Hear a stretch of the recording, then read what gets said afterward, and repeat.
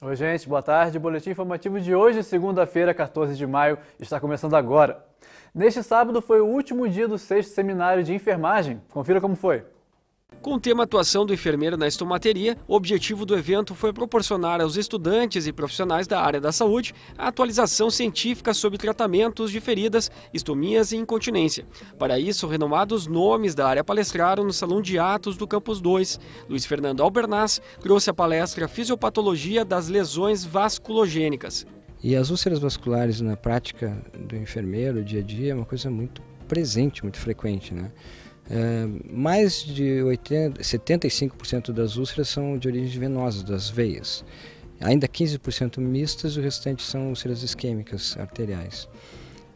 Como as úlceras venosas são a maioria das encontradas hoje em dia, e nosso trabalho é dirigido para doenças venosas na nossa clínica, isso despertou bastante interesse, porque a gente mostrou algumas coisas que a gente faz em termos de tratamento da doença venosa, e isso parece que é a engrenagem que faltava, né? Porque a gente olha, por um lado, o tratamento da ferida em si, e o médico olha, por outro lado, o tratamento da doença, e a doença que produz a ferida. Então, esse elo que foi justamente abordado, que despertou tanto interesse e tantas coisas positivas. Após a palestra, os participantes puderam fazer perguntas a respeito das dúvidas e conhecimentos adquiridos na apresentação. Eu fiquei muito feliz porque foi uma troca muito positiva e acredito que também a audiência gostou.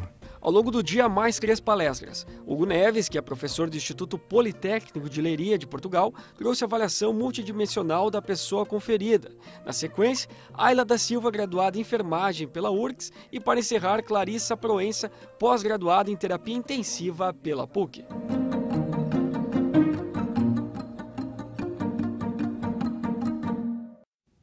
E sábado foi dia de mobilização nacional contra a gripe. A campanha começou dia 23 de abril, porém a procura está bastante abaixo da meta.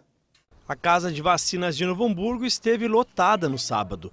No dia D de vacinação contra a gripe, a população compareceu. Teve gente que trouxe a família inteira, como a Flávia.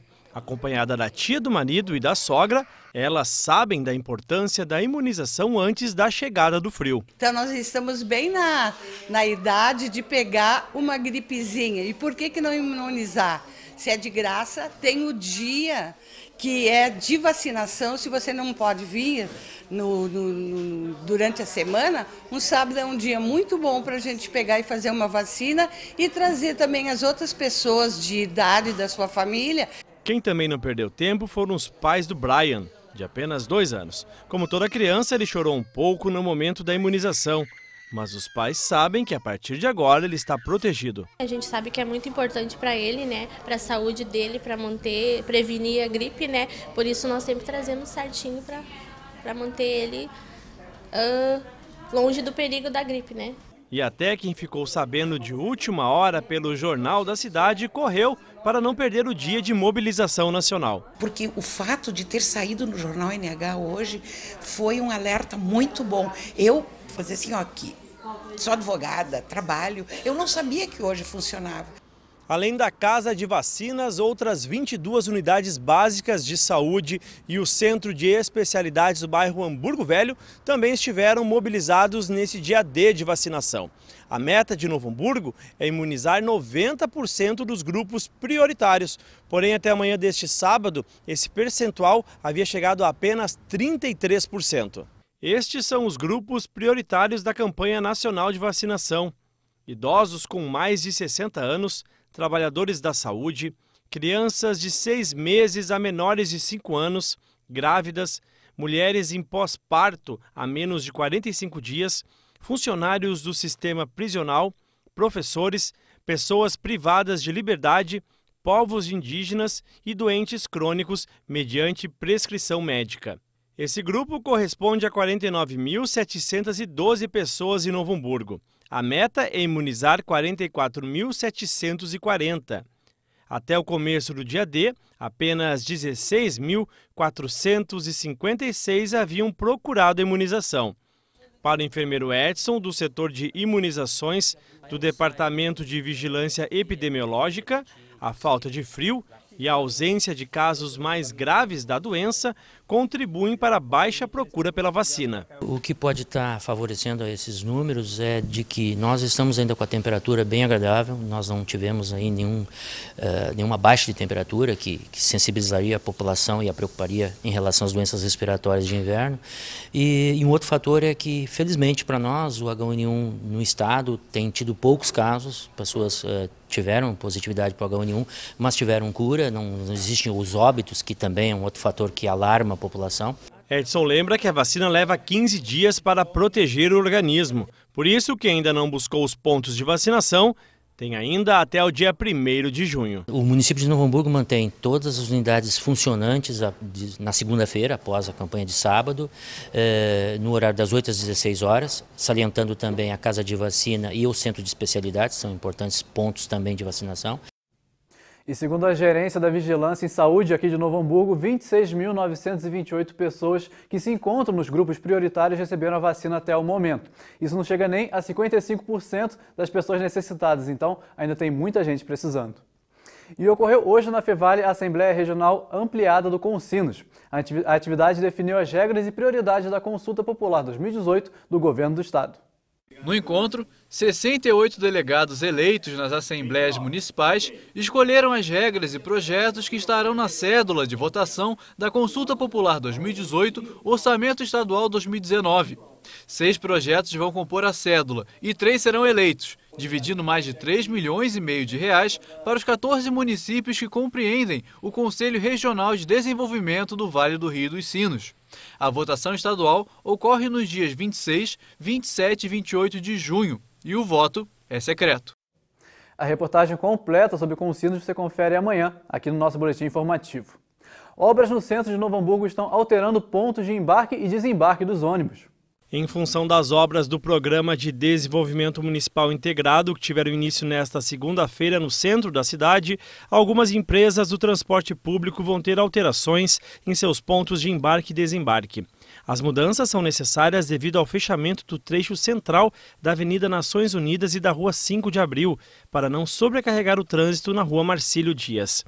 A primeira alteração envolve os ônibus que saem dos bairros e circulam pela Rua 25 de Julho, Marcílio Dias, Paradão da 1º de Março, plataformas 1 e 2 e a Rua Doutor Magalhães Calvete, e depois retornam aos bairros. Para estes, o embarque e desembarque vai ocorrer na parada de ônibus da Marcílio Dias, quase esquina com a Imperatriz Leopoldina, o mesmo acontecendo para quem utiliza o trem. A segunda alteração é com referência aos ônibus que partem dos bairros, passando pela 25 de Julho, 5 de Abril, Avenida Nações Unidas, Rua Taps, Rua Benjamin Constant, Rua Frederico Link, Avenida 1º de Março e depois retornam aos bairros. Para estes, o embarque e desembarque dos passageiros, que era no Paradão, passa a ser na rua lateral atrás do Paradão. Já para quem utiliza o trem, o embarque e desembarque será na Rua 5 de Abril. Os demais itinerários não sofreram alterações. E hoje é dia de vida ou morte para o Esporte Clube Novo Hamburgo. O Noia entra em campo logo mais às 8 horas da noite contra o Cianorte no Estádio do Vale. Jogo válido pelo retorno da Série D do Campeonato Brasileiro. O ano não está sendo nada fácil para o Novo Hamburgo, mas assim como no Gauchão, não pode largar a toalha nunca, pois a esperança é a última que morre. O Noia é o 4º e último colocado do grupo A16, com 1 empate e 2 derrotas, o que equivale a apenas 1 ponto. Porém, mesmo com a campanha ruim, se o Novo Hamburgo vencer o jogo de hoje, pode entrar na zona de classificação para a próxima fase, como um dos 15 melhores segundos colocados.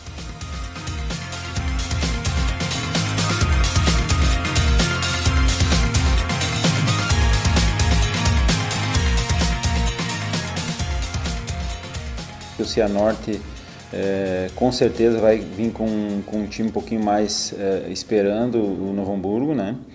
Já que o empate nos tira do campeonato e deixa eles um pouquinho com um ponto a mais. Depois eles terão um jogo em casa, um jogo fora. Então a gente tinha que precisar simular uma situação assim com dificuldade para tocar a bola, que é o que nós deveremos enfrentar, já que muito provavelmente, aquilo que eu falei, né, o Cianorte venha do meio para trás. Quanto ao elenco, na última semana, Paulo estava em dúvida entre os meias William Kozlovski e Zotti. Porém, o meia preto está recuperado das dores na coxa direita E para aumentar as dores de cabeça do técnico, ele deve estar à disposição para o jogo de hoje. E quem também está voltando de lesão é o volante Henrique Rudiero. Ele treinou normalmente na última semana e está confiante para o jogo de logo mais. A equipe está se motivando, sabe que a gente precisa do resultado. Os outros jogos a gente fez bons jogos, mas não conseguimos o resultado que a gente queria, né? A gente está se puxando, está tendo vontade, está dando empenho nos treinamentos. Tivemos pouco tempo de preparação, acho que isso vem acarretando nesses erros que a gente vem tendo. Houve troca, houve mudanças, isso afetou um pouco dentro aqui do clube. Mas a mudança é assim, tem que se reestruturar, se reerguer, dar continuidade no trabalho que as coisas vão dar certo. É um jogador experiente, né, da posição. O Henrique chegou e em 3, 4 dias treinou com nós, já teve que ir para o jogo lá em Cianorte, já que era o único primeiro volante que a gente tinha no grupo, né, então já foi contratado para isso, né, e justamente na semana que ele chegou, o Rudi acabou sentindo, até se a gente apertasse um pouquinho mais até poderia ter ido lá. Mas daí a gente sempre deixa o atleta bem à vontade para decidir nessas situações, né? E confia bastante no atleta. E é um jogador muito importante, né? Já sabe como funciona o sistema.